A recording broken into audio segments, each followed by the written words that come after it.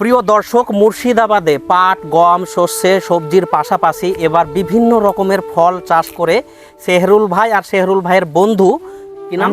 আমিনুল ইসলাম চাষ করে তাক লাগিয়ে দিয়েছে গোটা রাজ্যবাসীকে। এই দেখতে পাচ্ছেন আঙ্গুর। তো ভাইকে জিজ্ঞেস করে নেব এই আঙ্গুর কিভাবে চাষ করতে হয় এবং কোথা থেকে আনা হয়েছে এবং কি পরিবেশ, এটা একটু ভাইয়ের কাছ থেকে জানবো। ভাই বলো, এই আঙ্গুরের চারা তুমি সর্বপ্রথম কোথা থেকে পেয়েছো? এই আঙ্গুরের চারা বাহির থেকে নিয়ে আসা হয়েছে। তারপর এখানে পরীক্ষিত হওয়ার পরে আমি মাঠে লাগিয়েছি। আমি আগে ছাদ বাগান ছিলাম। তারপরে লাগানোর পরে যে রেজাল্টের মানে 12 মাস ভ্যারাইটি, প্রচুর পরিমাণে রেজাল্ট, ভালো ফলন হচ্ছে। আর সব থেকে বিষয়টা হলো যে অফ সিজনে, এটা হচ্ছে অফ সিজনের আঙ্গুর।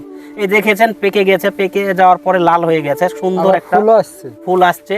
তো আপনারা যারা আঙ্গুর চাষ করবেন ভাবছেন, এই ভাইয়ের সঙ্গে যোগাযোগ করবেন। চলুন একটু বাগানটা একটু ঘুরে দেখি। বিভিন্ন রকমের ফল রয়েছে, বেদানা রয়েছে, একটু বেদানাটা একটু দেখাবো।